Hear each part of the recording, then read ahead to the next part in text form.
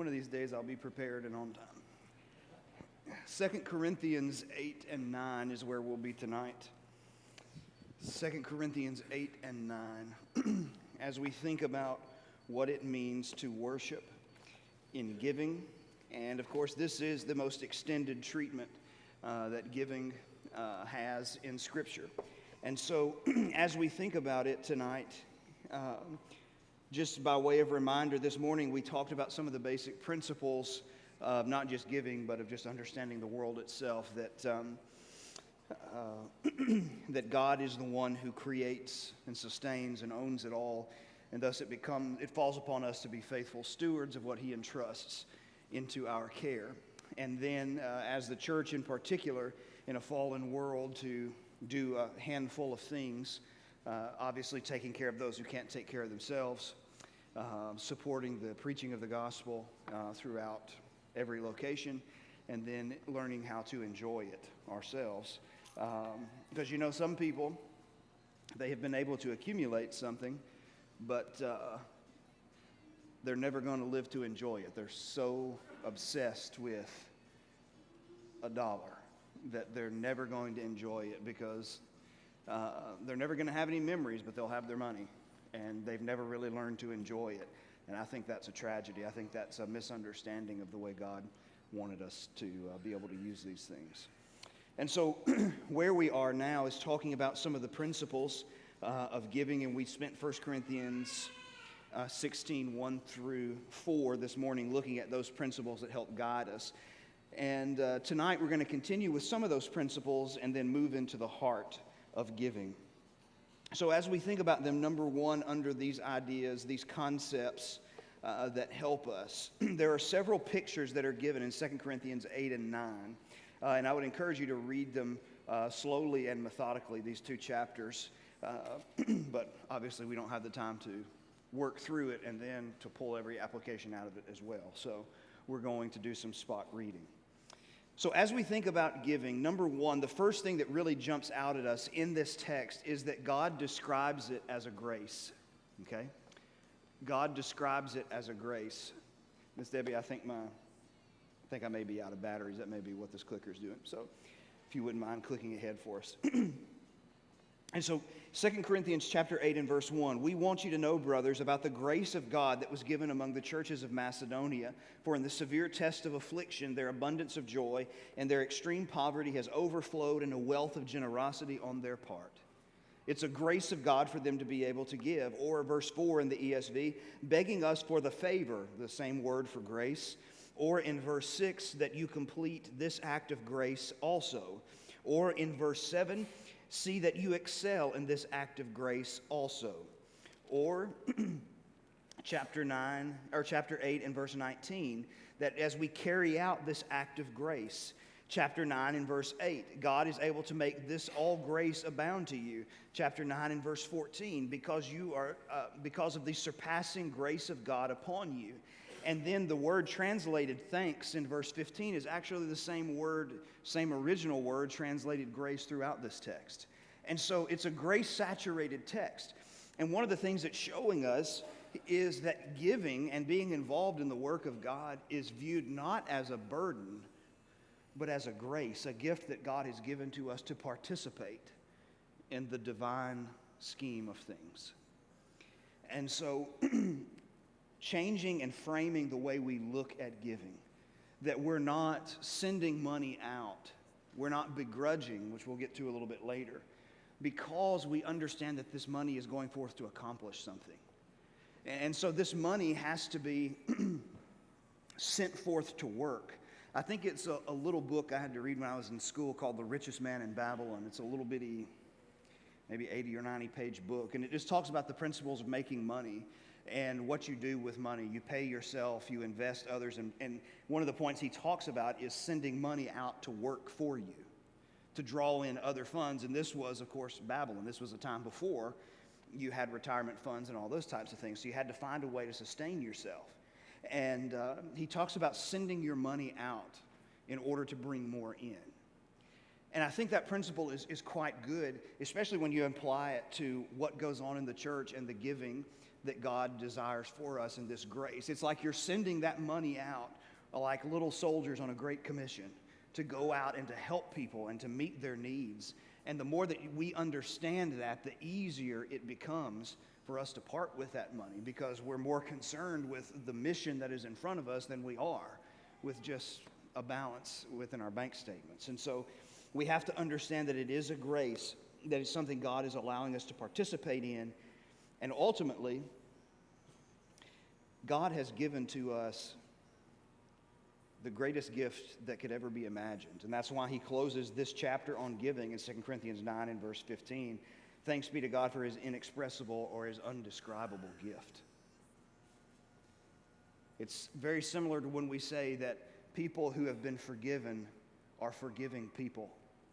People who have been gifted the grace of God's Son. The only natural inclination is to be giving people, because we have reaped that which is beyond ever being able to pay back. And we want other people to share in that. So the first concept we need to associate with giving is that it's a grace. It's something we get to do. And it is a joy to be able to participate in it. Number two, giving and participating also carries with it the idea of fellowship. In 2 Corinthians chapter 8 and verse 4, begging us earnestly for the favor of taking part. This is the term koinonia. It's the word translated fellowship in many texts, and it's used in many texts to describe the giving of the church or the contribution. Chapter 9 and verse 13, the word is used again. By their approval of this service, they will glorify God because of your submission that comes from your confession of the gospel of Christ and the generosity of our contribution. The word translated contribution is this word for fellowship. Okay?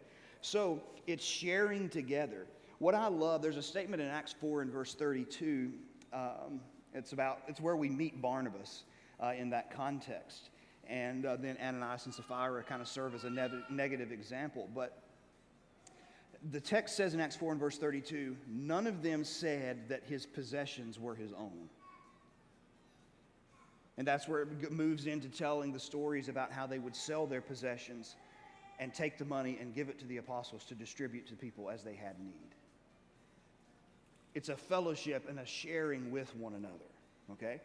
Now, just by way of side point, that is not, by the way, an endorsement, as so many people tried to make it, of socialism, okay? That's not what that is. This is voluntarily sacrificing for your brother or sister in Christ. I have a big problem when some politician tries to take it and say, well, that means that we should take from certain groups of people and redistribute to other groups of people. That's not what the Bible is saying. Okay? Furthermore, it's dealing in a church context, not a governmental context. And so, but the point being that we're taking care of one another, we're sharing with one another in the benefits of the gospel and in the work of the gospel. Number three, it's also pictured as service. 2 Corinthians 8 and verse 4 again. Begging us earnestly for the favor of taking part in the relief for the saints. The word translated relief is the word from which we get our English word deacon, diakonos. Okay? Chapter 9 and verse 1. He's talking about the ministry for the saints. Same word, diakonos. Verse 12, for the ministry, diakonos. And so it's the idea of a service. It's a way of ministering to people. Now, please understand that this is not because we can develop the mentality that says, I write a check and therefore it alleviates me of having to serve in any other way. That's, some people have kind of painted the picture that says, you can either give financially or you can give of your time. The only problem is that the Bible does not present that as an either-or situation. It presents it both and. We give both of our money and of our time. Okay? And so we can't treat it but we need to understand that giving is ministry. Okay? That's what it takes to fund those things. And as we said this morning in Philippians 4, God views it that way, and he views the credit for good works that are done by a certain individual or a group of individuals. He credits that to the people who help support and to send them. And so it is a ministry. Number 4. It's also, stay in 2 Corinthians 9 and verse 12, it's also pictured as a sacrifice. In chapter 9 and verse 12, it says, "For the ministry of this service." And the word translated for service here is a word that's used a couple of times in the New Testament. And it has to do with, in its background, the idea of animal sacrifices. Okay? Now, obviously, in New Testament Christianity, we don't have animal sacrifices. We have the sacrifice that ended them all. But the point being, those animals were offered in worship to God, in tribute to Him. Okay? And so what he's saying as he applies that term here is that our giving is like that offering. Okay? We're making a sacrifice in many ways, and a lot of the acts of worship in the New Testament, when you go through, they're often compared to the Old Testament sacrifice. And so this one, as we give, we are being involved in the process of offering a sacrifice to God, to whom it is well-pleasing, like the sweet-smelling savor that the Old Testament talks about continuously. Number 5, it's also seen as a blessing.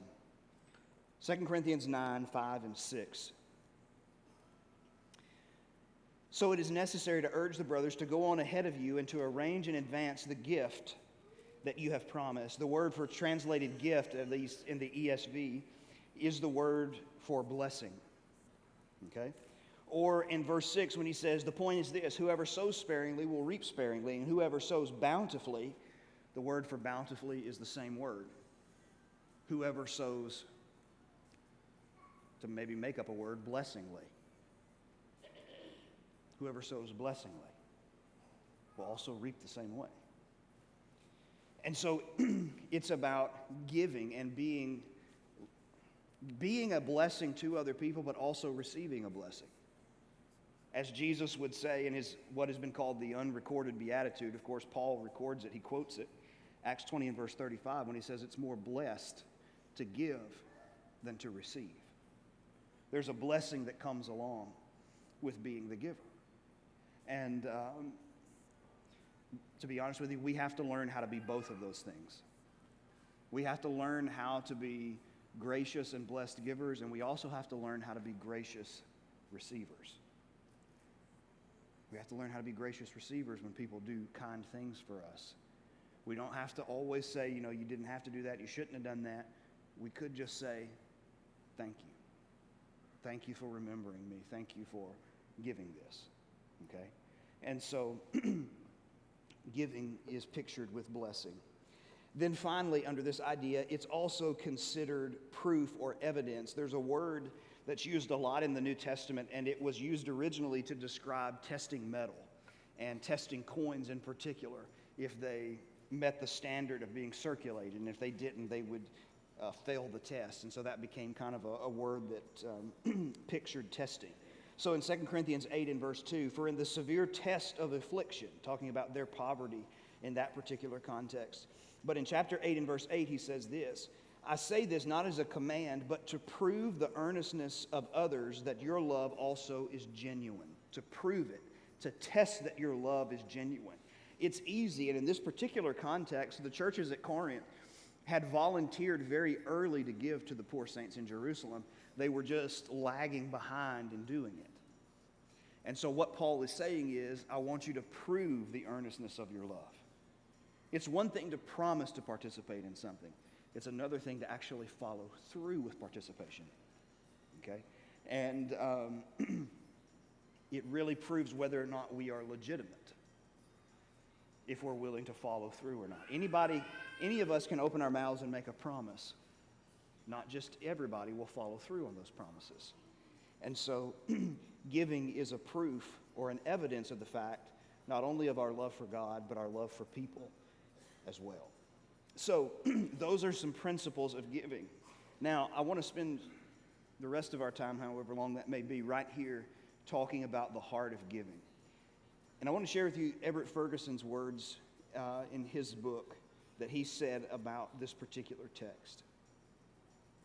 He says, "It is notable that Paul does not appeal to economic necessity, humanitarian feelings, or simple charitable motives, but describes giving as spiritual activity related to the foundational Christian doctrines." Listen to him again. It's notable that Paul does not make appeal on economic necessity. They've got to have it. We've got to have it.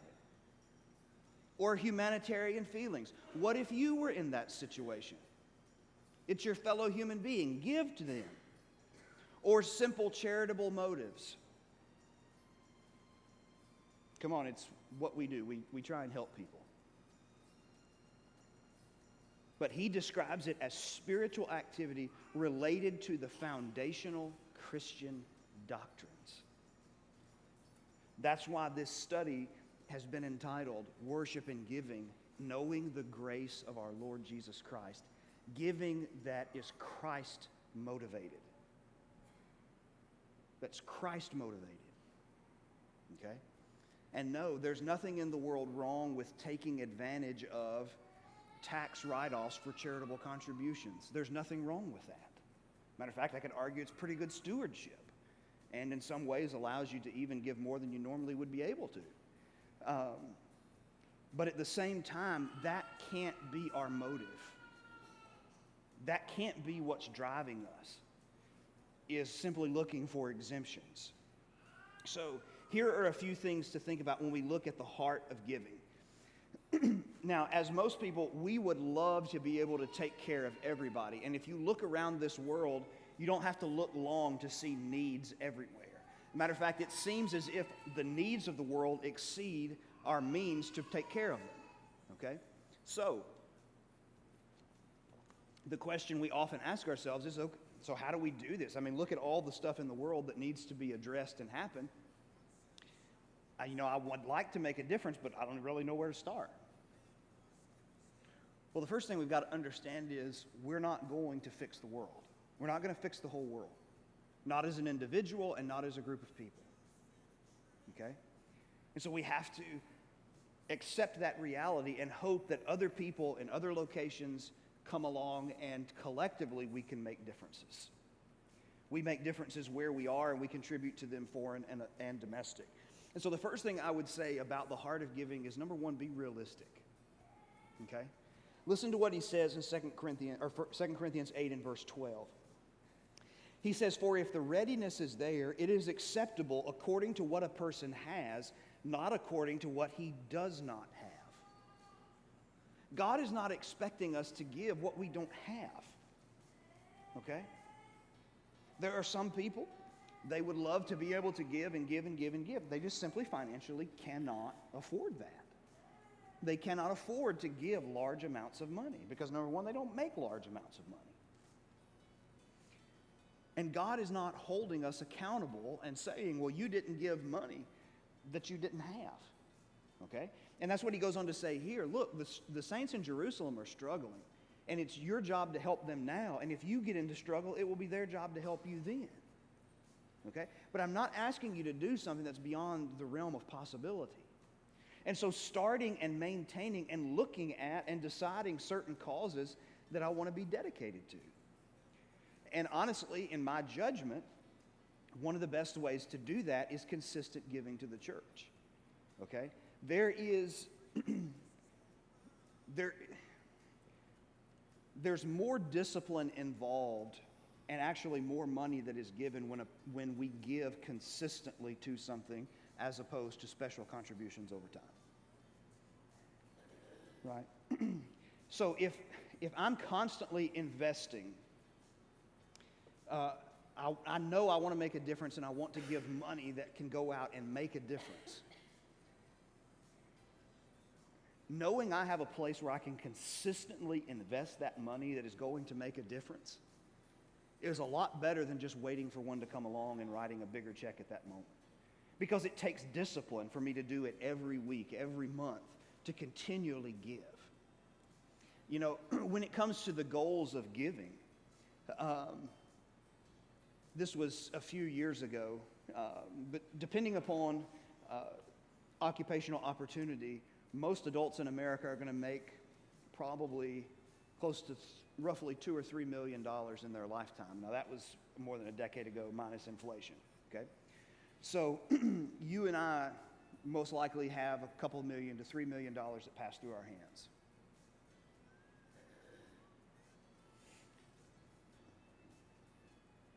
How much of that $2 to $3 million do we want to invest in helping other people? It comes out, it's segmented. But how much of it do we want to invest? You know, a lot of times we have spiritual goals, and I think those spiritual goals are good things. Obviously, I'm never going to be critical of that. But we have spiritual goals about praying, about studying the Bible, about a number of different things. But you know, what about the spiritual goal of the amount of money I'd like to invest in the church over my lifetime? Wouldn't it be cool to be able to say in your lifetime, I mean, you never really made monster salaries, but you were able to contribute $500,000 to the work of the church in that time, or $1 million to the work of the church in that time? And it wasn't in one lump sum, it was just consistently putting money in. And that's not hard to keep track of, as we said, you can go get your tax returns, you can see what your charitable contributions were. To say, I would just like to make a difference that way. Be realistic about it. And those goals are realistic. Number 2, the foundation of giving. Again, it goes back to Jesus. In chapter 8, in verse 9, Paul's whole argument hinges upon this. You know the grace of our Lord Jesus Christ, that though he was rich, yet for your sake he became poor, that you through his poverty might become rich. We give to people because we have been given so much, because of what Christ has already given to us. But there's something even further than that, okay? In chapter 8 and verse 5, he says this, talking about the churches in Macedonia. And he says, "And this, not as we expected, but they gave themselves first to the Lord and then to us by the will of God." What is the key to becoming a consistent and faithful giver to the work of God? It's first giving yourself to God. When I give myself to God, there's no portion of me that's off limits to him. There's no portion of me that he does not claim. There's no portion of me that I don't give to him from freely. And that includes even where I keep my finances. All of this is his.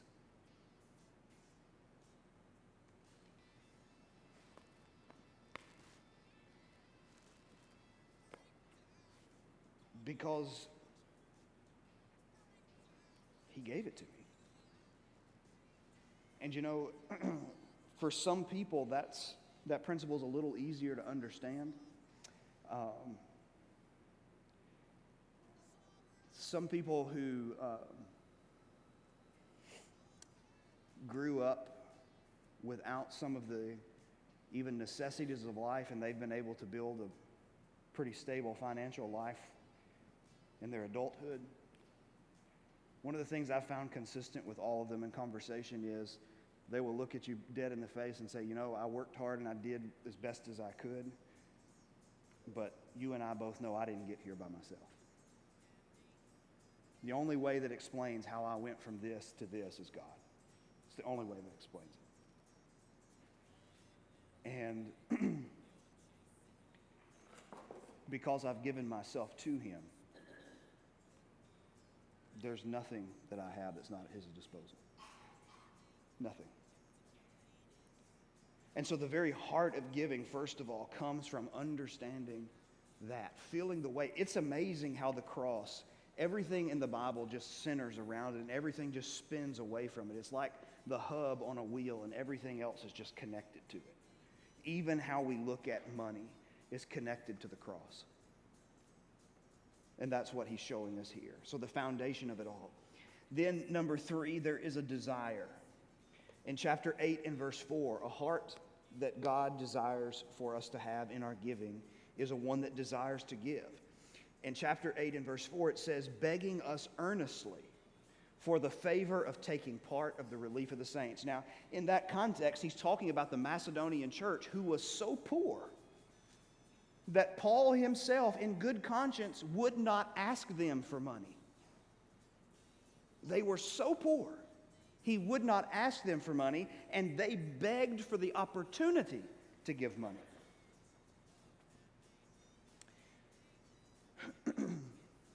That's why we say giving is a characteristic. It's a part of who you are. I'll never forget, we were in Kentucky at the time, and somebody was giving a mission report. I think it was Michael Mayo. And he did a lot of work in Thailand, I think, was where he was from. And so he's going through and he's showing us these pictures, and there's this one of a building, and what looks like kind of a table kind of like this, obviously not this nice. But underneath it, there's this decent-sized container, and there's just like a plain plastic cup. And immediately when I saw it, I felt about this tall. Because immediately I knew what it was.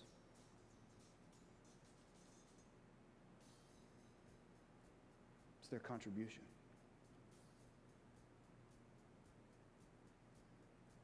They didn't have money.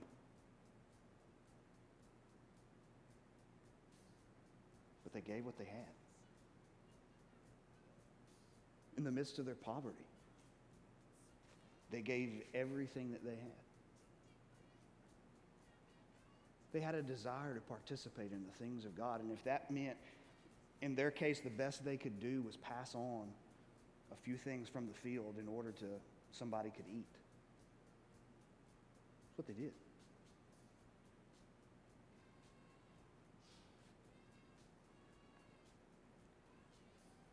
And that's what you're seeing here. These poor Christians are saying, take it, take it. We want to help. We want to participate in any way possible. And that's the view of giving. That's the heart of giving. I want to. I don't have to. You don't have to wring my arm to do it. I want to do it.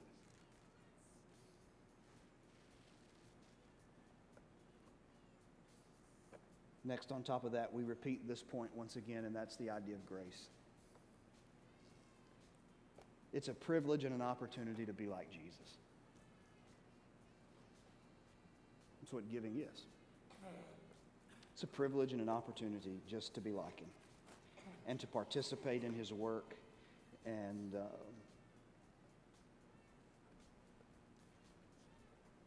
not many people have that honor. Next, it's also, the heart of giving is also one of joy. In chapter 8 and verse 2, once again, for these poor Macedonians, he says, "For in the severe test of affliction, their abundance of joy and extreme poverty has overflowed in a wealth of generosity on their part." Overflowed in a wealth of generosity. Based out of what? Their joy. Their joy in Christ. In understanding who he is and understanding what they have in Jesus, that's the only thing that mattered. It thrilled them to help others. I think about a lady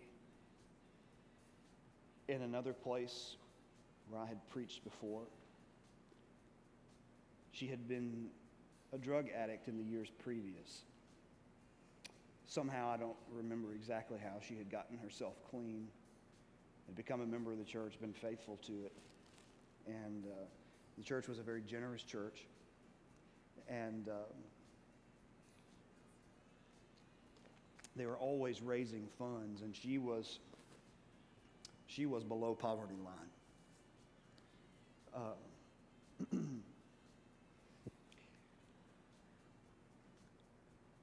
And I don't remember exactly what special contribution we were doing. I think it was some kind of special need, just kind of in the moment, very quickly. We were going to gather up some stuff.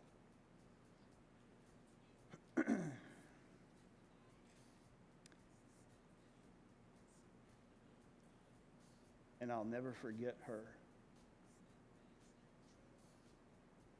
taking a dollar bill out of her billfold.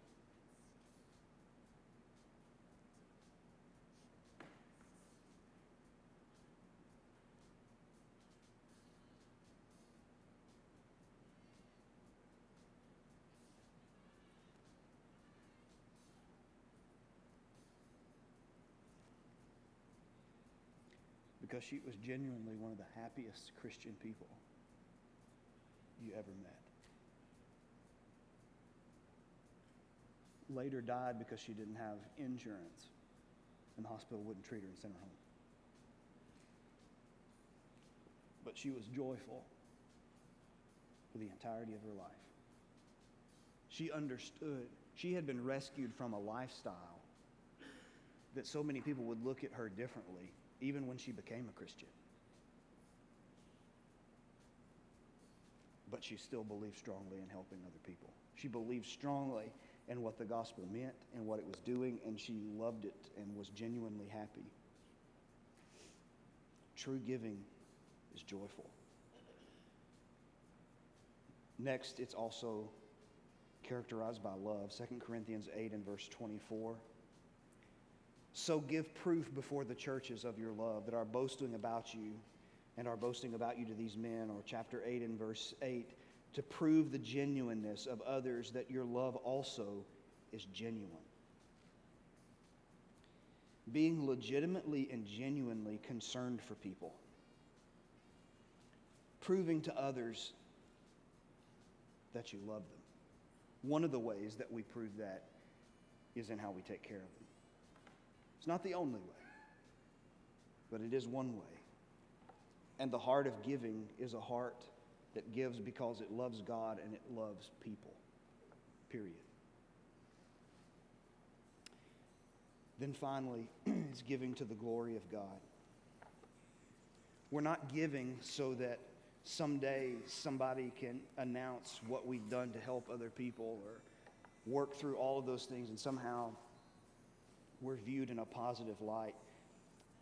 But as we mentioned this morning, and in verses 12 through 14 of 2 Corinthians 9, he says this, for this ministry and this service is not only supplying the needs of the saints, but also overflowing with many thanksgivings to God by their approval of your service.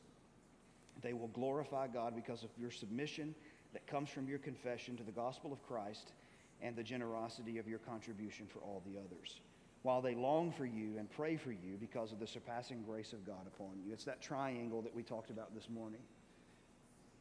We're giving that God is glorified. As God passes it down to us and we pass it over to others in need so that they can glorify God. I mean, that's ultimately why we're doing it.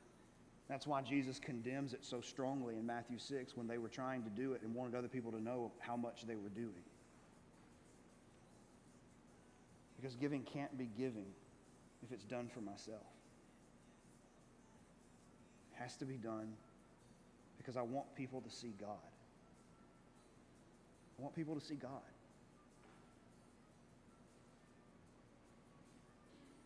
And the way that they see Him is through us.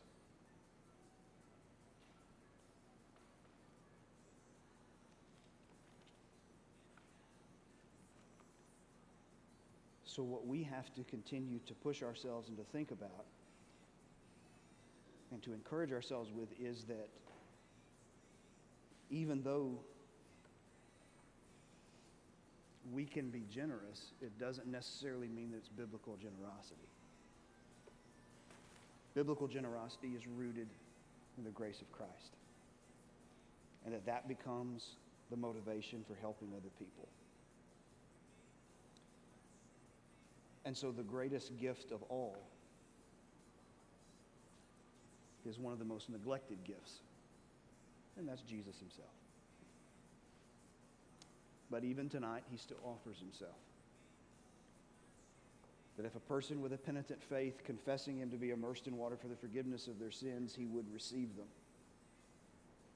Or even as children who had gone astray and had wasted His substance, His inheritance, His gifts in riotous living, He would still be ready for them. And tonight, if that's characterizing us or anyone else, we'll be happy to help one another as we stand and sing this song.